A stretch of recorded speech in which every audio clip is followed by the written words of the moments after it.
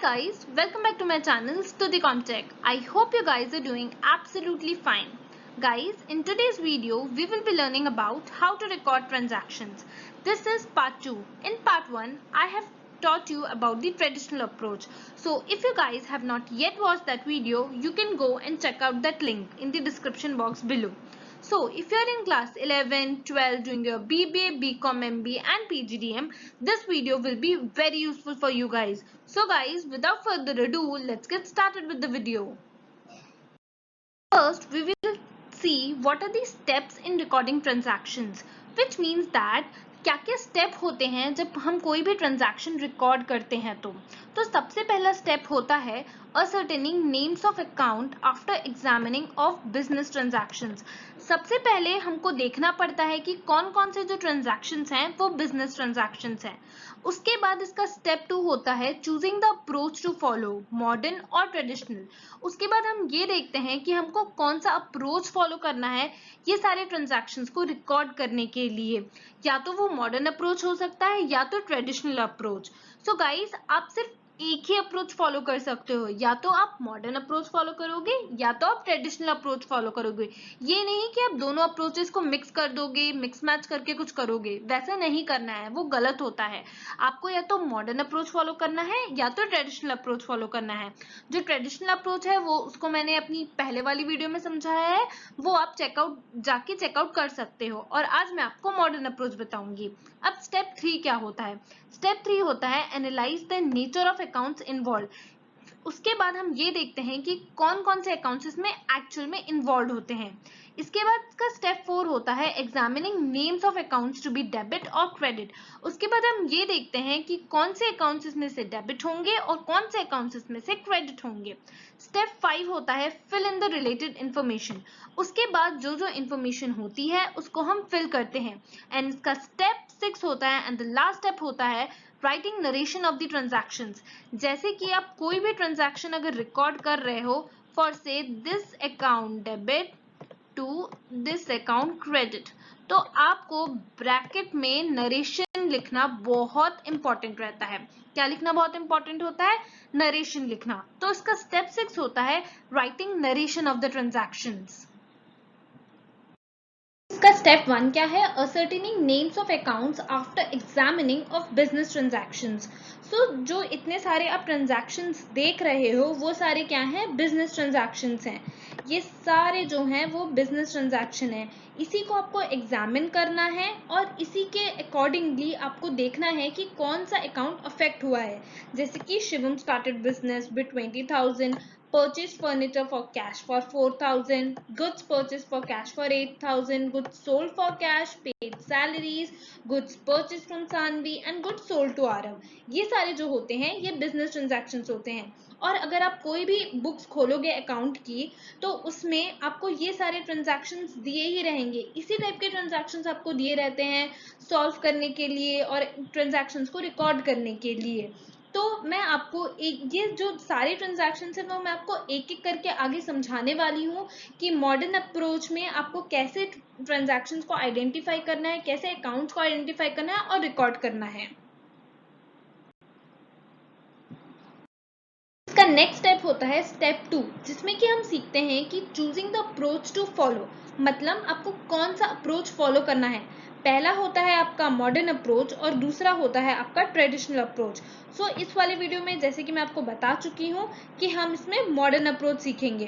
तो देखते हैं कि मॉडर्न अप्रोच में कैसे क्या करते हैं। तो मॉडर्न अप्रोच में बेसिकली अकाउंट्स को हमने 5 चीजों में डिवाइड किया है: asset account, liabilities account, capital account, revenue account और एक्सपेंस अकाउंट। सो कोई भी ट्रांजैक्शन होगा उसको हम सिर्फ ये 5 अकाउंट में ही डिवाइड कर सकते हैं।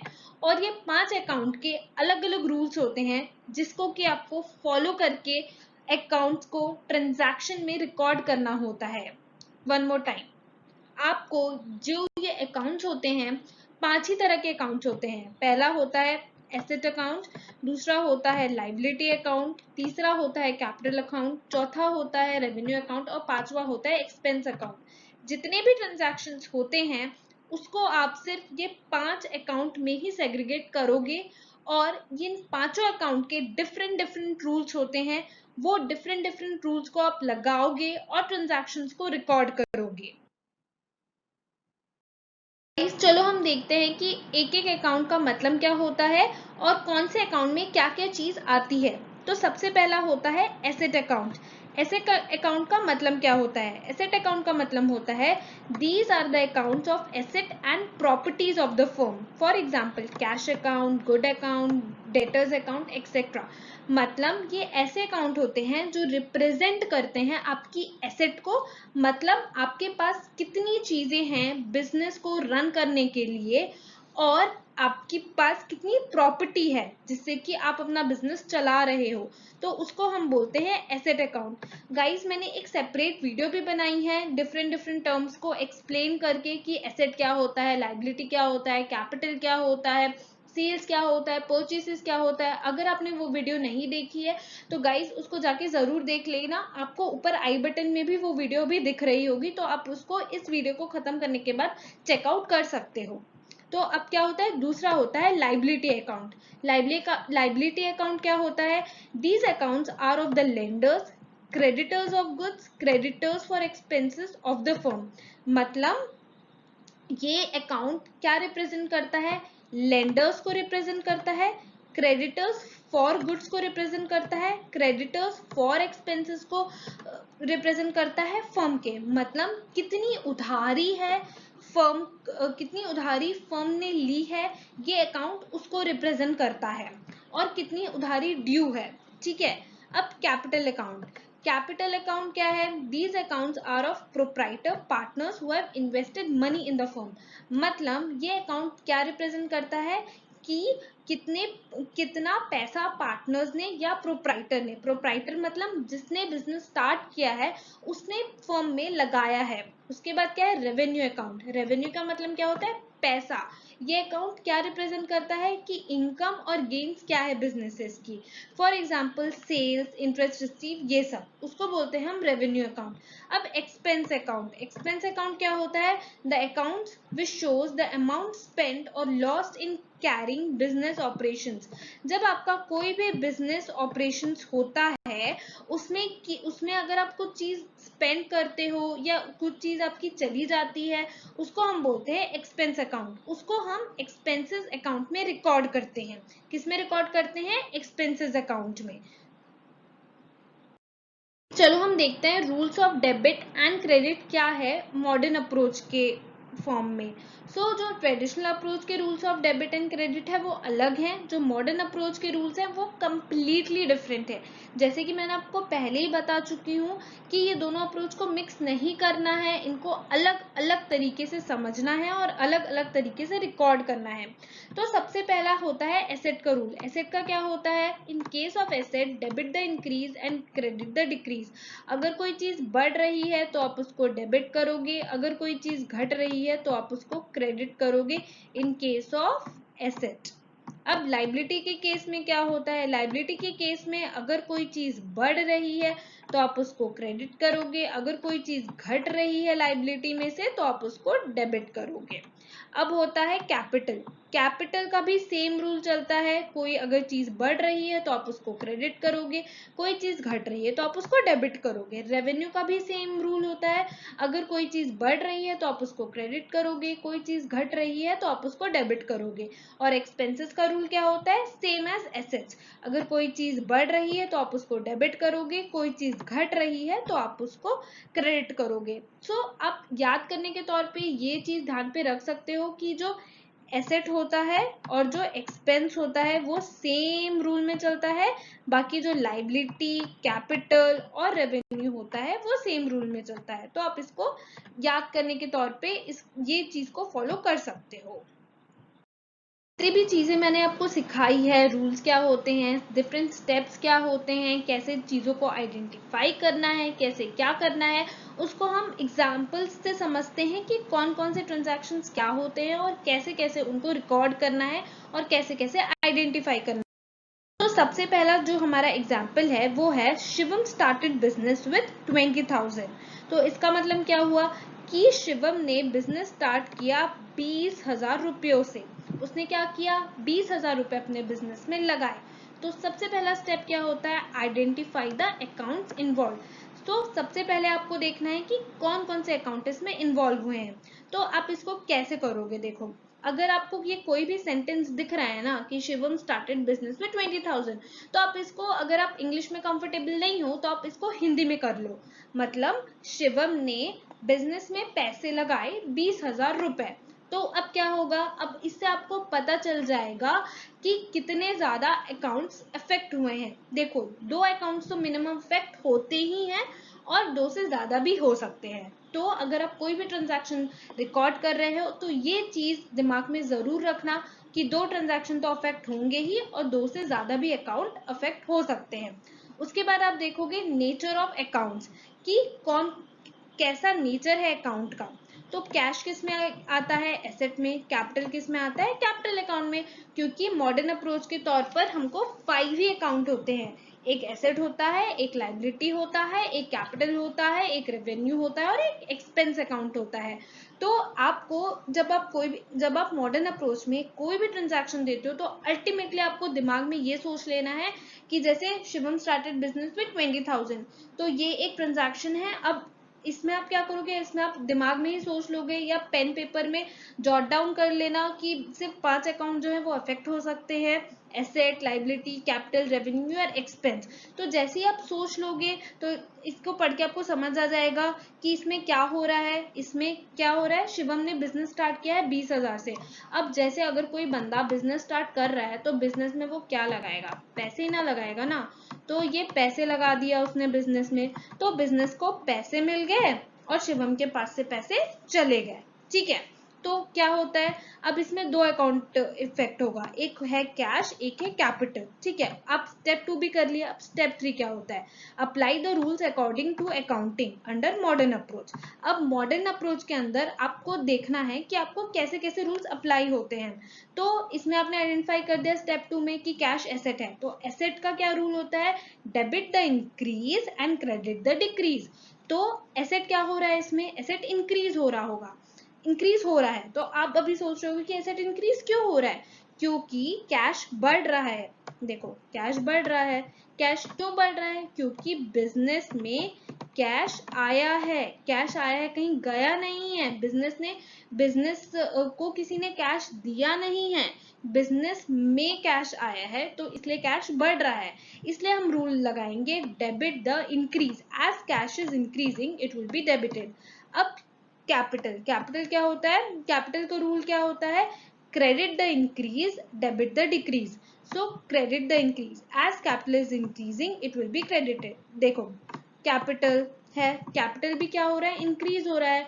अगर फॉर से आप इसको ऐसे भी समझ सकते हो, आपके पास दाल थी, ठीक है, आपने और दाल ले आई और दाल, तो दाल क्या हो गई, बढ़ गई ना। तो वैसे ही अगर कैपिटल आपके बिजनेस में पहले से था और आपके पास और कैपिटल आ जाता है तो अल्टीमेटली आपके कैपिटल बढ़ जाता है। तो इसलिए हम क्रेडिट करेंगे कैपिटल को, और हम क्या सोचेंगे, डेबिट और क्रेडिट का रूल जो मॉडर्न अप्रोच में लगता है। तो कैपिटल का क्या रूल लगता है, credit the increase and debit the decrease. So हम ये रूल लगा देंगे। अब स्टेप 4 क्या होता है, हाउ इट विल अफेक्ट, मतलब ये कैसे अफेक्ट करेगा। तो cash will be debited and capital will be credited. क्यों, ऐसा क्यों हो रहा है, क्योंकि कैश विल बी डेबिटेड, क्योंकि debit the increase and credit the decrease. तो सिर्फ इसमें कैश अफेक्ट हो रहा है तो कैश को हम डेबिट कर देंगे। कैपिटल अकाउंट में सिर्फ कैपिटल अफेक्ट हो रहा है और उसका रूल क्या होता है, क्रेडिट द इंक्रीज। कैपिटल का रूल क्या बोलता है, credit the increase debit the decrease. ठीक है, तो कैपिटल बढ़ रहा है तो कैपिटल को हम क्रेडिट कर देंगे। तो जब हम लिखेंगे ना तो कैसे लिखेंगे, cash account debit to capital account. ये इसको हम क्या बोलते हैं पता, ये सारी चीजों को हम बोलते हैं कि हम इसकी जर्नल एंट्री पास कर रहे हैं। तो ये जो जर्नल एंट्री पास करना है वो मैं आपको अपने नेक्स्ट वीडियोस में बताऊंगी कि जर्नल एंट्री कैसे पास करते हैं, लेजर कैसे बनाते हैं, बैलेंस शीट कैसे बनाते हैं। तो गाइज ये पूरी सीरीज है वीडियो की, तो आप इसको पूरी सीरीज को अच्छे से देखना, क्योंकि अगर आप एक भी सीरीज मिस कर दोगे तो आपको आगे कुछ समझ नहीं आएगा। तो गाइज हम देखते हैं कि हमारा नेक्स्ट एग्जाम्पल कौन सा है। अब गाइज हमारा जो नेक्स्ट एग्जाम्पल है वो है purchase furniture for cash for 4000। मतलब हमने फर्नीचर को परचेज किया 4000 रुपीज में। तो अब आपको इसमें देखना है कि कौन कौन से अकाउंट इन्वॉल्व है। तो पहला तो है फर्नीचर और दूसरा है कैश। अब आप सोच रहे होंगे दो अकाउंट्स क्यों इन्वॉल्व हैं और फर्नीचर और कैश ही क्यों इन्वॉल्व है। क्योंकि अगर आप बिजनेस चला रहे हो और आप फर्नीचर खरीदे हो कैश से, तो जो फर्नीचर होगा वो आपके बिजनेस में आएगा। ठीक है, फर्नीचर जो है ये बिजनेस में आ जाएगा, और जो कैश है वो भी तो बिजनेस का ही है ना। तो ये कैश क्या हो जाएगा, बिजनेस से चला जाएगा। तो क्योंकि आप जो फर्नीचर होगा वो आप कैश से ही खरीदोगे, और कैश क्या होता है, बिजनेस का एसेट होता है। एसेट आपके बिजनेस से जा रहा है और फर्नीचर आ रहा है। अब नेचर ऑफ अकाउंट्स देखना है कौन कौन से इन्वॉल्व है। पहला है एसेट, दूसरा है एसेट। फर्नीचर भी एसेट ही है और कैश भी एसेट ही है। अब रूल्स अकॉर्डिंग टू अकाउंटिंग, अब आपको लगाना है कौन कौन से रूल्स अकाउंटिंग में होते हैं मॉडर्न अप्रोच में। सो एसेट का रूल क्या होता है, debit the increase credit the decrease. So इसमें क्या लगेगा, furniture has been added to the asset. ठीक है, फर्नीचर ऐड हुआ है एसेट में, तो इससे क्या हो रहा है, आपका एसेट बढ़ रहा है। ठीक है, और एक तरीके दूसरे में क्या हो रहा है, कैश इज डिक्रीजिंग, तो कैश क्या हो रहा है, घट रहा है। कैश घट रहा है क्योंकि आप कैश का इस्तेमाल कर रहे हो फर्नीचर खरीदने के लिए। अब ये अफेक्ट कैसा होगा, debit the furniture credit the cash. Debit आपको करना है फर्नीचर को और क्रेडिट करना है आपको कैश को। देखो आपके सामने ये एग्जांपल आएगा तो आप ये सारी चीजें कर लोगे। उसके बाद आप लिखोगे कैसे, तो लिखने के लिए आपको रूल के मुताबिक आपको लिखना होगा डेबिट द फर्नीचर, या तो आप इसको ऐसे लिख सकते हो, furniture account debit to cash account, क्योंकि फर्नीचर जो है वो आ रहा है और जो कैश है वो जा रहा है। ठीक है, अब दूसरा एग्जांपल क्या है, गुड्स परचेज फॉर कैश 8000। तो आपने गुड्स परचेज किया है 8000 का, तो इसमें कौन कौन से अकाउंट्स इन्वॉल्व है, पहला है गुड्स अकाउंट, दूसरा है कैश अकाउंट। बच्चों गुड्स अकाउंट को हम परचेसेस अकाउंट भी बोलते हैं। नेचर ऑफ अकाउंट क्या है, दोनों एसेट हैं। दोनों एसेट कैसे हुए, क्योंकि गुड्स को आप यूज करोगे ना कुछ चीज बनाने के लिए, तो वो आपका एसेट हो गया। कैश तो आपका एसेट है ही। अब रूल्स आप लगाओगे किसके, अकाउंटिंग के। Asset, goods are increasing and cash is decreasing. आपने कुछ चीज को परचेज किया है, परचेज किया है, किसको परचेज किया है, गुड्स को। तो जो आपके गुड्स हैं वो इंक्रीज हो रहे हैं और जो कैश है वो डिक्रीज हो रहा है। सिंपल लॉजिक की बात है, अगर आप गुड्स को खरीदोगे, कोई चीज आप खरीदते हो, दुकान जाते हो, कोई चीज खरीदते हो, तो आप पैसे देते हो और गुड्स को लेके आते हो ना, या कोई भी चीज को लेके आते हो, तो उसी का लॉजिक इधर भी लगेगा कि कैसे अफेक्ट होगा, डेबिट द गुड्स, जो गुड्स होंगे वो डेबिट हो जाएंगे और जो कैश होगा वो क्रेडिट हो जाएगा। तो आप फिर से इसको कैसे लिखोगे, purchases account debit to cash account. कैसे लिखोगे, purchases account debit to cash account. तो आप इसको ऐसे लिखोगे।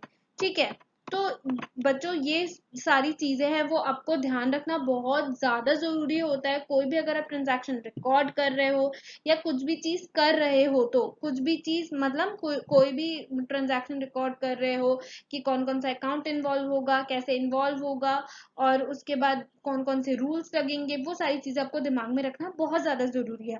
आप इसको प्रैक्टिस करोगे बार बार तो अपने आप आपको ये समझ आ जाएगा। चलो हम अब देखते हैं कि इसके नेक्स्ट एग्जाम्पल्स कौन से हैं। गाइस जो हमारा नेक्स्ट एग्जाम्पल है वो है goods sold for cash for 9000। मतलब आपने गुड्स को सेल कर दिया 9000 का। तो सबसे पहले क्या बताई थी मैं, सबसे पहले आप देखोगे कि कौन कौन से अकाउंट्स इन्वॉल्व हो रहे हैं। पहला है सेल्स अकाउंट, दूसरा है कैश अकाउंट। अब देखोगे नेचर ऑफ द अकाउंट्स क्या क्या है। पहला है रेवेन्यू, दूसरा है एसेट।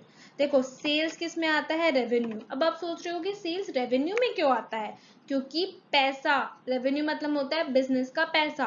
तो जब कोई चीज आप सेल करोगे तो आपको क्या आएगा, पैसे ही ना आएगा। देखो पैसा आएगा ना, तो उसको हम बोलते हैं सेल्स। ठीक है, इसलिए सेल्स को हम रेवेन्यू में लिखते हैं। दूसरा है कैश। अब आप सोच रहे होगे कि सिर्फ रेवेन्यू और कैश अकाउंट ही क्यों इसमें अफेक्ट हुआ है।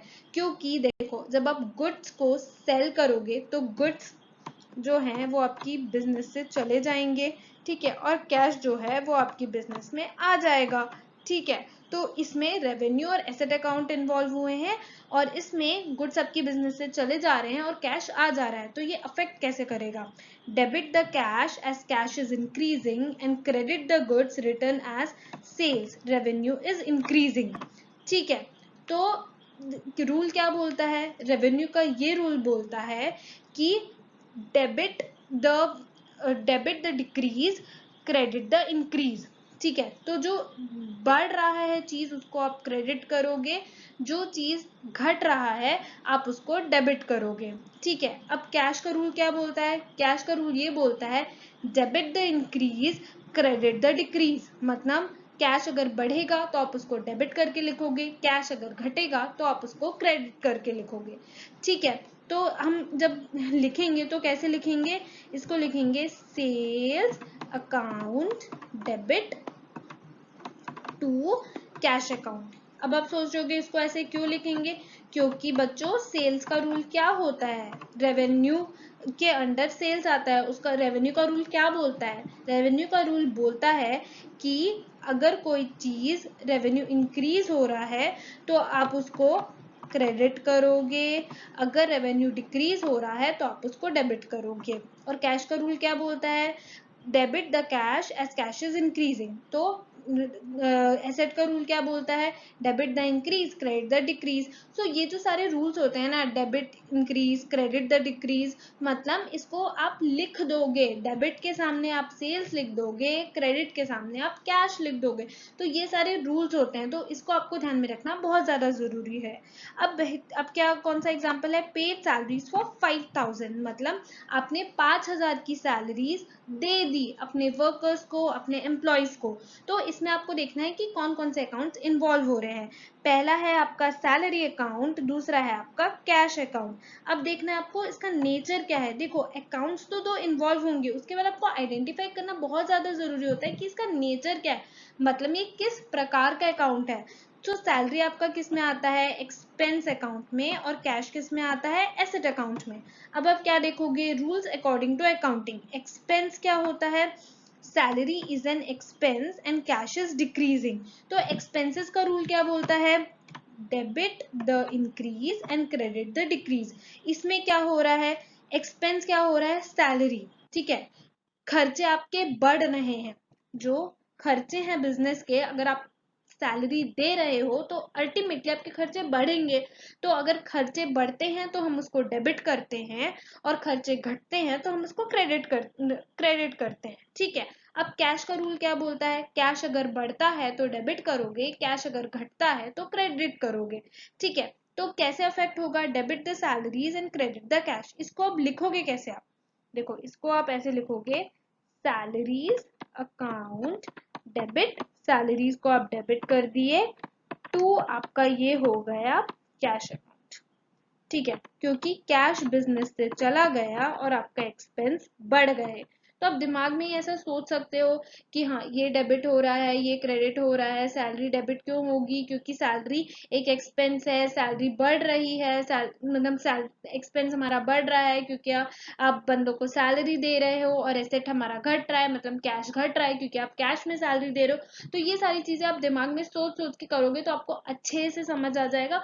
और अगर आपको ये अच्छे से समझ नहीं आए तो प्लीज मुझे मेरे मेल आईडी पे आप मैसेज कर सकते हो, या तो आप मुझे मेरी टेलीग्राम आईडी पे भी मैसेज कर सकते हो। मैं टेलीग्राम में नोट्स प्रोवाइड करते रहती हूँ, तो प्लीज अगर आपने मेरा टेलीग्राम चैनल ज्वाइन नहीं किया है तो उसको भी ज्वाइन कर लेना। और अगर आप मुझे इंस्टाग्राम में फॉलो नहीं कर रहे हो तो मेरा इंस्टाग्राम का आईडी है स्तुति कॉन्टैक्ट, आप मुझे वहां भी फॉलो कर सकते हो। तो गाइज चलो हम देखते हैं कि हमारा नेक्स्ट एग्जाम्पल क्या है। हमारा नेक्स्ट एग्जाम्पल क्या है? नेक्स्ट एग्जाम्पल है goods purchased from Saanvi on credit for 8,000। मतलब आपने परचेज की सानवी से उधारी में 8,000। मतलब आपने 8,000 की गुड्स सानवी से ले आए उधारी में। तो सबसे आपको पहले देखना है कि कौन कौन से अकाउंट्स इन्वॉल्व हो रहे हैं। तो पहला है आपका परचेसेस अकाउंट और दूसरा है आपका सानवी अकाउंट। ठीक है, अब आपको देखना है नेचर ऑफ द अकाउंट कैसा है। तो देखो परचेज का अकाउंट क्या है? परचेज का नेचर है एसेट, वो आपका एक एसेट है, मतलब आप उसको यूज कर सकते हो रेवेन्यू जनरेशन के लिए। तो एसेट का मतलब यही होता है कि कोई चीज अगर आप रेवेन्यू को जनरेट करने के लिए यूज करते हो तो उसको हम बोलते हैं एसेट।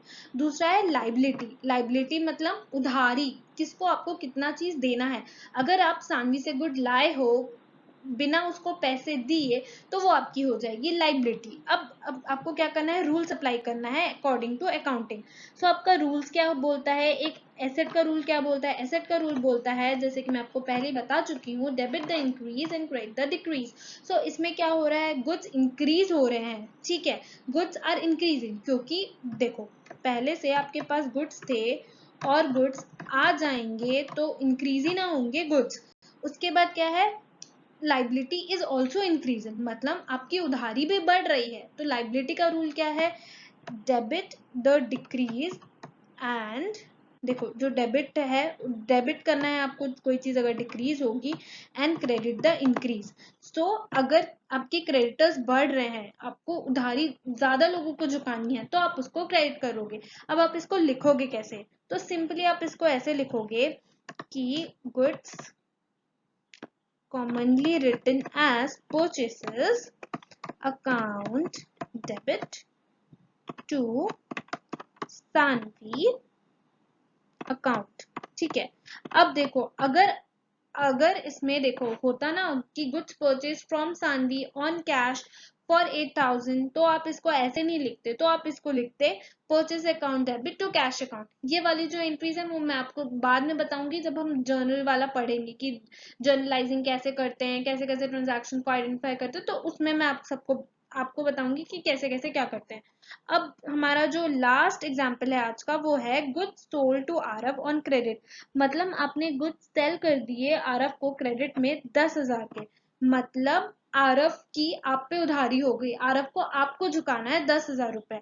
तो इसमें कौन कौन से अकाउंट इन्वॉल्व है? एक है सेल्स अकाउंट और एक है आरव अकाउंट। देखो जब आप गुड्स को बेचते हो ना तो हम उसको सेल्स बोलते हैं, जब आप गुड्स को खरीदते हो तो हम उसको परचेज बोलते हैं। अब इसमें नेचर ऑफ द अकाउंट क्या क्या इन्वॉल्व है? एक है रेवेन्यू अकाउंट और एक है एसेट अकाउंट। ठीक है, अब रेवेन्यू का क्या रूल बोलता है? रेवेन्यू का रूल बोलता है debit the decrease and credit the increase.